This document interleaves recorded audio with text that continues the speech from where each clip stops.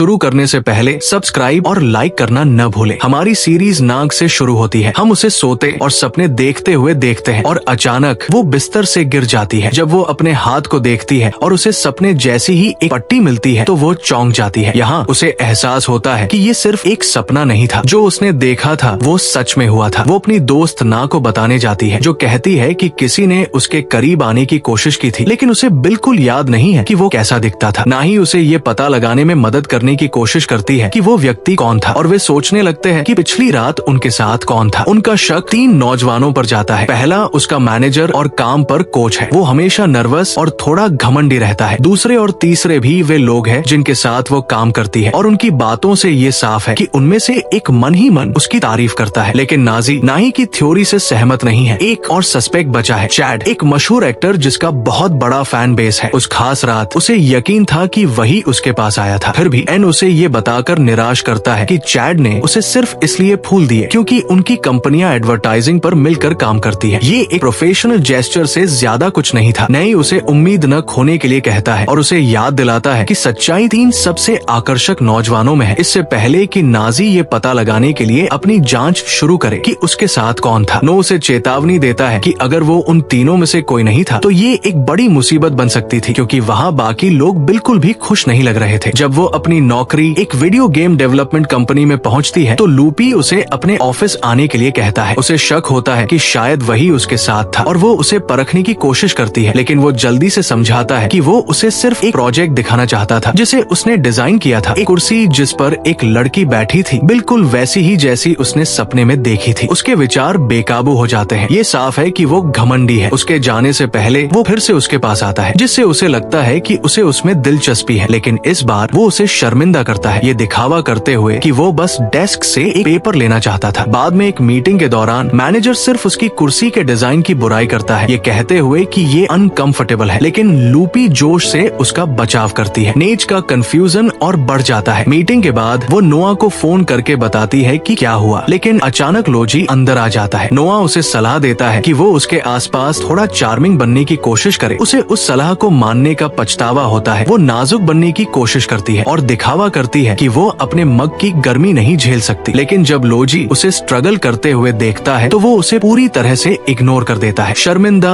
और परेशान होकर वो गलती से अपने हाथों पर गर्म चाय गिरा देती है। इस बार दर्द असली होता है और आखिरकार उसका ध्यान खींचता है। बदकिस्मती से वो पहले तो चला जाता है और इन फ्रस्ट्रेशन में धीरे से बुदबुदाती है। कुछ देर बाद लोजी एक फर्स्ट एड किट लेकर लौटता है और उसके घाव का इलाज करना शुरू कर देता है। उसे अचानक अपने सपने का वही सीन याद आ जाता है। क्या ये सच में एक सपना था या असली था? जब वो उससे पूछती है कि उस रात क्या हुआ था, वो मुस्कुराता है और बताता है कि अभी क्या हो रहा है। फिर वो उसे लंच के लिए बाहर चलने के लिए कहता है। वो रेस्टोरेंट में नाजी से मिलने जाती है। जैसे ही वो अंदर जाती है वो टेबल पर अपनी पसंदीदा टेडी बियर कैंडी देखकर हैरान रह जाती है। रेस्टोरेंट मैनेजर उनके पास कपल का इकलौता ऑफर लेकर आता है, क्योंकि वो किसी रिलेशनशिप में नहीं है। लोजी अचानक खड़ा हो जाता है, उसके हाथ पर घड़ी पहनाता है और ऐसे बर्ताव करता है जैसे वे कपल हो। वो हैरान रह जाती है, सोचती है कि वो उसका हाथ ऐसे क्यों पकड़े हुए है। वे दोनों कैंडी ऑफर पाने के लिए तस्वीरें लेते हैं। जब वे बैठते हैं तो वो बताना शुरू करता है कि उस रात असल में क्या हुआ था, लेकिन इससे पहले कि वो अपनी बात खत्म कर पाता, नाजी का पुराना दोस्त हांग आ जाता है। वो उस लड़की के साथ रिलेशनशिप में होने का नाटक करता है जिससे वो प्यार करता है। ये साफ हो जाता है कि नाजी वही हरकतें तब तक दोहराती रहती है जब तक कि वो आखिरकार इससे थक नहीं जाती और पूरी तरह से भूल जाती है कि लोजी वहाँ है। लेकिन हांग को उसकी मौजूदगी का पता चल जाता है और वह उससे सख्ती से पेश आने की कोशिश करती है। एन जल्दी से हांग को दूर खींच लेती है ताकि बात बिगड़ने से बच सके, ये जानते हुए कि लोजी काम पर उसका कोच है। आखिरकार उसे लोजी के साथ बैठकर ये पता लगाने का मौका मिलता है कि कल रात असल में क्या हुआ था। वो उसे अपना फोन देता है और उस पर वीडियो देखने के लिए कहता है। जब वो देखती है तो उसे पता चलता है कि उसने उस रात बहुत ज्यादा शराब पी ली थी, इतनी ज्यादा कि उसका बैलेंस बिगड़ गया और उसने उसके साथ गलत बर्ताव किया। अब उसे समझ में आता है कि अगली सुबह कंपनी में सब लोग उसे अजीब तरह से क्यों देख रहे थे। लोजी उसे सलाह देता है कि वह दोबारा इतनी शराब न पिए और अपने काम पर ज्यादा ध्यान दे। वो मान जाती है और कंपनी लौटती है, लेकिन जब वो वहाँ चेन को देखती है तो चौंक जाती है। उसे यकीन नहीं होता कि उसके जैसा मशहूर स्टार बिना किसी साफ वजह के उसके काम की जगह पर आ सकता है। वो उससे कहता है कि पिछली रात जो हुआ उसके बाद वो उसके कॉल का इंतजार कर रहा था। हम वही घटनाएं दोबारा देखते हैं और इस बार बार एन का शक और भी पक्का हो जाता है। नाहे उसे बार बार कहती है कि किसी सेलिब्रिटी को डेट करना इतना मुश्किल नहीं है और उसे यकीन दिलाती है कि चेन ही वो सेलिब्रिटी है जैसा उसने कहा था। अगले दिन जब वो काम पर जा रही होती है तो चेन उसे फोन करता है और सिनेमा में बुलाता है। जब वे पहुंचते हैं तो उसे पता चलता है कि पूरा थिएटर खाली है। वो उसे बताता है कि उसने इसे सिर्फ उन दोनों के लिए रखा है ताकि वे उसके फैंस से बच सके। वो उसके करीब जाने की कोशिश करता है और आखिर में मान लेता है कि उस रात वो उसके साथ था और उसी ने उसके घाव पर पट्टी बांधी थी। जैसे ही वे सिनेमा से निकलते हैं वे उसकी मैनेजर शीना से टकरा जाते हैं और वो एन को उससे मिलवाता है। अचानक फैंस का एक बड़ा ग्रुप उन पर टूट पड़ता है। शीना उन्हें धक्का देकर दूर कर देती है और चेन एन से कहता है कि वो जल्दी से चली जाए ताकि उनकी एक साथ फोटो न खींची जाए। उसके जाने के बाद शीना उसे फोन करती है और पूछती है कि क्या वो सच में चेन के साथ रिलेशनशिप में है, ये समझाते हुए कि अगर फैंस को पता चल गया तो उसकी इज्जत को नुकसान हो सकता है। अनजाने में एन इसे कन्फर्म कर देती है और शीना चुपके से ये कन्फेशन रिकॉर्ड कर लेती है। अगले दिन नाग का जन्मदिन होता है। सब उसे बधाई देते हैं लेकिन वो काम पर देर तक रुकने का फैसला करती है। सबके जाने के बाद लोजी अचानक आ जाता है और उसे घर छोड़ने का ऑफर देता है। तेज बारिश हो रही है और अंदर जाने से पहले वो उससे इंतजार करने के लिए कहती है जब तक वो देखती है कि उसके दोस्त वहाँ है या नहीं। जब वो अंदर जाती है तो वो ये देखकर हैरान रह जाती है कि उसके दोस्तों ने उसके लिए एक सरप्राइज पार्टी रखी है और कोई मजाक में उसके चेहरे पर केक लगा देता है। चेन उसी समय आता है और अपने दोस्तों को वहाँ देखकर टेंशन में आ जाता है। बाद में वे सब साथ में डिनर करते हैं। नोआ जिस तरह से वो नूडल्स और कुकिंग के बारे में बात करता है उससे वो बहुत इम्प्रेस होती है। जब वे बाद में बाहर निकलते हैं तो चेन मानता है कि उसे नहीं पता था कि उसे बर्थडे गिफ्ट में क्या दे और इसके बजाय उसे अपना स्पेशल ब्रेसलेट दे देता है। ये साफ है कि वो नर्वस है और उससे कुछ कंफ्यूज करना चाहता है, लेकिन एन ये कहकर उसके लिए काम आसान कर देती है कि वो पहले से ही जानती है कि वो क्या कहना चाहता है। चेन मुस्कुराता है, राहत महसूस करता है और चीजों को आसान बनाने के लिए उसे धन्यवाद देता है। लेकिन जब वो उसे याद दिलाता है कि वो नया गेम एम्बेसडर है तो वो चौंक जाती है। फिर हम पार्टी वाली रात में वापस आ जाते हैं। नशे में नाइक ने उससे वादा किया था कि वो एक बहन की तरह उसका साथ देगी और उसे कंपनी के नए गेम का एम्बेसडर बनाएगी। जब उसे ये पता चलता है तो वो गुस्सा हो जाती है। वो सिर्फ अपने फायदे के लिए उसके करीब आया था। दिल टूटकर वो उसका ब्रेसलेट लौटा देती है और उसे बताती है कि ये फैसला सिर्फ उसका नहीं है, कंपनी को ही एम्बेसडर को ऑफिशियली चुनना होगा। वो खुद से और अपनी बनाई झूठी उम्मीद से निराश होकर चली जाती है। अगले दिन मीडिया और रिपोर्टर सभी उस पर हमला कर रहे हैं और उसे समझ नहीं आ रहा है कि क्यों। फ्रस्ट्रेशन में वो उनमें से एक से बहस करती है और गलती से उसका कैमरा गिरा देती है। इस बीच एक प्रेस कॉन्फ्रेंस में चेन का असली रूप सामने आ जाता है। वो दावा करता है कि ना ने उसका पीछा किया और उसे एम्बेसडर का रोल ऑफर किया। ना सब कुछ सुन लेती है। उस समय लूपी उसका ट्रेनर कंपनी बोर्ड के साथ एक मीटिंग में है और उन्हें बता रहा है कि अगर एन को एक और मौका दिया जाए तो वो अभी भी सफल हो सकता है, भले ही उसकी भावनाओं को साफ तौर पर मैनिपुलेट किया गया हो। अफवाहें पहले ही तेजी से फैल चुकी है। मीटिंग के बाद लोजी को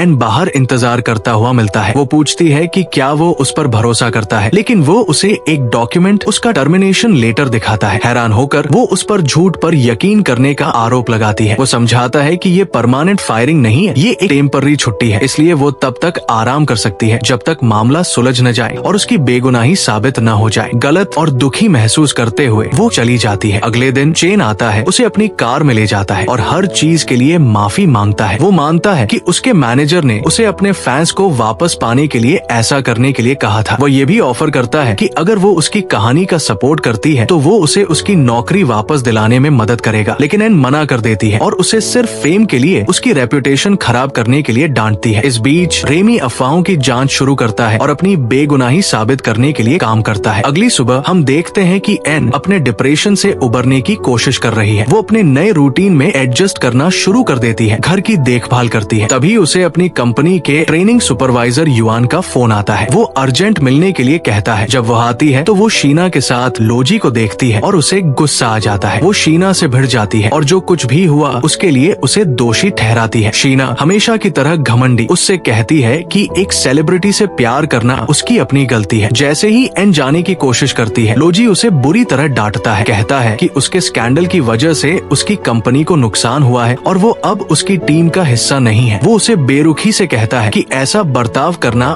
बंद करो जैसे कुछ हुआ ही न हो। दुखी और बेइज्जत होकर वो चली जाती है। उसके पीछे युआन भी जाता है जो कहता है कि वो उसके सपोर्ट में इस्तीफा देने का प्लान बना रहा है, लेकिन नेज उसे ऐसा न करने के लिए कहता है। वो कहती है कि वो अभी नया है और अगर वो अभी चला गया तो उसका भविष्य बर्बाद कर देगा। वो उससे उसे भूलने के लिए कहती है और चली जाती है। जब वो घर आती है तो लोजी फिर से आता है, समझाने की कोशिश करता है, लेकिन वो उसके मुंह पर दरवाजा बंद कर देती है। अगले दिन वो उसे ये बताने के लिए फोन करता है कि उसकी बेगुनाही साबित हो गई है। उसने चुपके से शीना का कन्फेशन रिकॉर्ड कर लिया था, जिससे पता चला कि हर चीज के पीछे वही थी। ये सब उसे बचाने के लोजी के प्लान का हिस्सा था। सच जानने के बाद एन कंपनी के पास जाती है और उस पर विश्वास करने के लिए उसे धन्यवाद देने के लिए एक तोहफा लाती है। वो उस पर शक करने के लिए माफी मांगती है और मानती है कि वो बहुत जल्दी में है। के को जज करने के लिए वो मुश्किल से रिएक्ट करता है। उससे कहता है कि पहले अपना काम खत्म कर ले। बाद में वो उसे अपने साथ खाने पर बुलाता है। जब वो देखता है कि वो बहुत कम खाती है तो वो बताती है कि वो वजन बढ़ने से बचने के लिए अपनी डाइट का ध्यान रख रही है। यूएन उसकी तारीफ करते हुए देखता है, उससे कहता है कि वो अभी भी सुंदर है और पहले से ज्यादा जवान दिखती है। वो वही पुराना वीडियो फिर से चलाता है और मन ही मन सोचता है ये वही होगा जो उस रात मेरे साथ था। लेकिन जब वो नाई से इस बारे में बात करती है तो उसकी दोस्त जोर देकर कहती है कि युआन उसके लिए बहुत छोटी है। सारी उलझन से थककर एन आखिरकार लेट जाती है और सो जाती है। अगले दिन वो जल्दी से उठती है और जैसे ही वो बाहर जाती है उसे युआन अपनी मोटरसाइकिल के साथ उसका इंतजार करते हुए मिलता है। जब वो उसके साथ सवारी करने से डरती है ताकि उसके बाल खराब न हो तो वो उसे और उसके बालों को बचाने के लिए हेलमेट पहनाता है। लिंक खुद से बात करता रहता है कि क्या वह सच में उससे प्यार करता है या वो ही इस बात को इतना बड़ा मुद्दा बना रही है। जैसे ही वे कंपनी पहुंचते हैं और साथ बैठते हैं ताकि वो अपनी ट्रेनिंग पूरी कर सके, उसे उल्टी जैसा महसूस होता है और वो बेहोश हो जाती है। बदकिस्मती से उसी समय ए भी आती है और देखती है कि युआन उसे उठाकर घर ले जा रहा है। जब वो उठती है तो उसे पता चलता है कि वो बेहोश थी और उसके साथ सभी लोग चले गए हैं। वे दोनों नाश्ता बनाने के लिए नीचे जाते हैं, लेकिन गलती से बिक्सा को वहाँ एक वॉच मिल जाता है। इसलिए एन ये देखने जाता है कि असल में क्या टूटा था, लेकिन ऐसा लगता है कि उसे उठाने का आइडिया पसंद आया। वो मजबूत है और असल में उसे उठाता है क्योंकि उसे टूटे हुए कांच से डर लगता है। बदकिस्मती से उसके जाने के बाद नाही बिल्कुल गलत समय पर पहुंचती है और नाहिदना के साथ जांच करती रहती है और उसे यकीन नहीं होता कि उसने जो देखा वो सिर्फ एक इत्तेफाक था। अगले दिन वो सारे खिलौने ले जाने जाती है और युआन उसके साथ होता है। हम देखते हैं कि युआन लिंक के करीब जाने का कोई भी मौका पकड़ लेता है और उसे खेलना सिखाने का नाटक करता है। वो लिंक के बहुत करीब पहुंच जाता है, लेकिन हमें पता चलता है कि वो उसके चेहरे से आइसक्रीम के बचे हुए हिस्से को पोंछना चाहता था और अचानक वो उससे इजाजत मांगता है और कहता है कि वो फिर वापस आएगा। इस समय निजी आखिरकार उससे मान जाती है और इस तरह की कॉस्मेटिक ट्रिक्स करने लगती है, लेकिन होप उसे अपनी गर्लफ्रेंड लूना के साथ हाथ पकड़े हुए पाती है और वो खुद को यकीन दिलाने की कोशिश करती है कि वो उसकी बहन होगी, लेकिन उसे यकीन है कि वो उसकी गर्लफ्रेंड है। वे दोनों बाथरूम जाते हैं और लूना उसे बताती है कि युआन उसके साथ अच्छा बर्ताव कर रहा होगा और उसे लगता है कि उसे उससे प्यार हो गया होगा क्योंकि उसे उससे ऐसी बातें सुनने की आदत हो गई है। वो बाथरूम से बहुत परेशान होकर बाहर आती है और उसे डांटती है क्योंकि उसने उसे नहीं बताया कि उसकी एक गर्लफ्रेंड है। जब वो घर आती है तो वो उदास होती है और ऐसे खाती रहती है जैसे कोई थक गया हो। इसलिए नोआ उसे बताता है कि उसने उससे कभी प्यार नहीं किया और उसके दुख का कोई कारण नहीं है। हांग उसे दिलासा देने की कोशिश करता है और उसे वो केक खिलाने ले जाता है जो उसे पसंद है और उससे पूछता है कि उसे शक क्यों नहीं हुआ कि वो उस रात उसके साथ हो सकता है, जब उसे याद नहीं है कि वो नोआ पर कब गिरी थी। जब वो उसे नाजी के बारे में बताती है तो नोआ को उस पर यकीन नहीं होता और वह भी उसकी तरह हैरान रह जाती है। दूसरी तरफ हांग एक पैरेलल दुनिया में है और दीवारों से अपनी किस्मत की शिकायत करता रहता है और खुद को दोषी मानता है कि उसने उसे इशारा दिया कि वो उसके साथ था। वो आखिरकार अपनी बचपन की दोस्त के सामने कबूल करता है कि वह उससे प्यार करता है। अगली सुबह हम देखते हैं कि वो उनके बीच माहौल को ठीक करने की कोशिश कर रहा है, लेकिन वो उसके सामने शर्मिंदा होती है और उसे छोड़ देती है। हम कंपनी में जाते हैं और उन्हें मीटिंग में देखते हैं और वे सभी इस बारे में बात कर रहे हैं कि बचपन की दोस्त से शादी करना सबसे सफल शादी है क्योंकि वे एक दूसरे के सभी सीक्रेट जानते हैं और एक दूसरे को समझते हैं, जिससे नी को हांग के बारे में बहुत सीधे तौर पर सोचना पड़ता है। जब मीटिंग खत्म होती है तो वो उसके पास ये बताने आता है कि वे प्रोजेक्ट के लिए उसके डिजाइन प्लान को लागू करना शुरू करेंगे। नाजी के एक्साइटमेंट की वजह से वो चलते चलते लगभग गिर जाती है और हमेशा की तरह वो उसे पकड़ लेता है, लेकिन वो एक पल से भी कम समय में आता है और तुरंत सिचुएशन को एडजस्ट करता है और लोई का स्वागत करने के लिए अपना हाथ बढ़ाता है, लेकिन लोबी को उसकी मौजूदगी की बिल्कुल परवाह नहीं है और वो उसे छोड़ देती है। जब वो घर आती है तो वो उस पर इल्जाम लगाती है कि उसे इतने समय से पता था कि वो उस रात उसके साथ मौजूद इंसान को ढूंढ रही थी। उसे याद नहीं है और वो एक से ज्यादा लोगों के बारे में सोचने की वजह है। वो उस पर इल्जाम लगाती रहती है और बताती है कि वे 20 साल से दोस्त है और पूछती है कि अचानक उसकी फीलिंग्स और इमोशंस कैसे बदल गए। हांग जवाब देता है और उसे बताता है कि उसकी फीलिंग्स आज से शुरू नहीं हुई, उसे बचपन से ही उसकी परवाह करने की आदत है। वो उसे फिर से कंफर्म करता है कि उसकी जिंदगी में उसकी मौजूदगी का इस बात से कोई लेना देना नहीं है कि वो डेट करती है या नहीं। जब वो घर जाती है तो वो नोआ से बात करती है और नोआ उससे उसे एक मौका देने के लिए कहती है और अपने लिए एक मौका देती है, और शायद वो वही इंसान है जिसका उसने पूरी जिंदगी सपना देखा है। अगले दिन वो हांग से मिलने जाती है, लेकिन नोआ उसे उसके कपड़ों की वजह से डांटता है और हम जानते हैं कि वे पहली बार बाहर जा रहे हैं साथ में डेट पर। निम एक रिलेशनशिप में थी, तो हम नाहा को नाग के साथ कमरे में जाते हुए देखते हैं और वो उससे कहती है कि उसे अलग तरह से बाहर जाना चाहिए। वो अपना मेकअप खुद लाती है और उससे कुछ मेकअप ट्रिक्स करने के लिए कहती है ताकि वो कम से कम खुश दिखे और उसके चेहरे पर खून दौड़ जाए। जब वे साथ में बाहर जाते हैं और सिनेमा में जाते हैं तो हांग उसके साथ अपने आसपास के बाकी लोगों की तरह प्यार और दया से पेश आता है। वो उससे पॉपकॉर्न लेने की कोशिश करता है और अपने सामने वाले लड़के की नकल करता है, लेकिन उसे एक स्टार मिल जाती है और वो उससे कहती है कि उसका पॉपकॉर्न उसका अपना है। वो असल में उसका खाना छोड़ देता है और खुद से अपनी किस्मत की शिकायत करता है। जब वे उठने की कोशिश करते हैं और लिंग उसके साथ बाहर जाता है तो वही उसे सपोर्ट करती है क्योंकि वो शराब के नशे में होता है और उसका दिमाग ठीक नहीं होता। हमें पता चलता है कि वो नाग से ये कबूल करना शुरू कर देता है कि वो उसकी जिंदगी में हांग की मौजूदगी से परेशान है। जब नानजी घर जाती है तो वो मुस्कुराते हुए सोती है, जाहिर है क्योंकि उसे लगा कि वो उससे कुछ नहीं मांग रहा है सिवाय उसके। लेकिन वो अचानक डर जाती है जब उसे लगता है कि वो एक ही समय में दो लोगों से वादा कर रही है। वो अपनी कल्पना में खुश है और उसे वो पहला दिन याद है जब उसने कंपनी में अप्लाई किया था, जब मैनेजर ने उसे रिजेक्ट कर दिया था। वो उसके पीछे गया और उसे बताया कि उसे नौकरी के लिए एक्सेप्ट कर लिया गया है। वो हांग की आवाज से जागती है लेकिन फिर से उसे जवाब नहीं दे पाती है और पूरे समय उससे बचती रहती है। हम कंपनी जाते हैं और एन को पता चलता है कि हांग और चेले की मीडिया के सामने उसके लिए लड़ते हुए तस्वीरें लीक हो गई थी। वे फिर से कंपनी के हेड से मिलते हैं, लेकिन इस बार वो खुद को डिफेंड करने के लिए एक स्टार के तौर पर वहाँ है। बदकिस्मती से उसे पता चलता है कि चेन कंपनी का असली मीडिया चेहरा बन गया है और उसे यकीन है कि वो सच में किसी रिलेशनशिप में है। जब वो ये अंदाजा लगाने की कोशिश करती है कि वो कौन है तो सली बातचीत में दखल देती है और उससे कहती है कि उसे दूसरी बार इंडिपेंडेंट होना चाहिए। लेकिन हमें सली से पता चलता है कि उसने पिछली बार प्रमोशन इसलिए छोड़ दिया था क्योंकि उसने नेक का बचाव किया था जो अलग हो गई थी और उसे ढूंढ रही थी। लॉबी असल में उसे ढूंढ पाई थी। आखिर में हमें पता चलता है कि जो उसका पीछा कर रहा था वो एक टीवी रिपोर्टर था जो उसका इंटरव्यू लेना चाहता था। वो उनसे माफी मांगती है और चली जाती है। जब लॉबी लिंक से बात कर रही होती है तो वो आता है और लोबिया के सामने उसका हाथ पकड़ लेता है। लोबिया बदकिस्मती से बहुत परेशान है लेकिन उसके पास कोई चारा नहीं है। उसके बाद उसे पता चलता है कि वो उसके साथ अपने बचपन के दोस्त और भाई के अलावा किसी और तरह से पेश नहीं आ सकती। हांग बहुत दुखी होता है और अपनी उदासी को कंट्रोल करने की कोशिश करता है। वो उससे मिन्नतें करती रहती है जबकि उसकी आंखों में आंसू भरे होते हैं। वो जानती है कि उसने कोशिश की थी लेकिन वो उसे दुख न पहुंचाने के लिए अपना जवाब टाल रही थी। वो अपने आंसू पोंछता है और उससे कहता है कि ये उसकी गलती नहीं है, ये एक गलती है क्योंकि भावनाएं किसी से सीमित नहीं होती। बाद में हम उसे उसके कमरे में देखते हैं जब उसे आखिरकार याद आता है कि उसके साथ कौन था और उसे पता चलता है कि वो असल में लूपी था। वो उसे कॉल करती है लेकिन पाती है कि उसका फोन अवेलेबल नहीं है, इसलिए वो उसकी कंपनी जाती है लेकिन बदकिस्मती से वो ट्रैवल कर चुका होता है। उसे रिंग और वे सभी पल याद आने लगते हैं जो साबित करते हैं कि वो उससे सच में प्यार करता है। जिस तरह से वो हर बार उसे किसी और के साथ देकर उसे देखता है। दिन बीतते हैं और हमें पता चलता है कि एन अपनी नौकरी पर वापस आ गई है। उसका प्रमोशन हो गया है और उसने अपना बिजनेस मैनेज करना शुरू कर दिया है। जब वैलेंटाइन डे आता है तो हम देखते हैं कि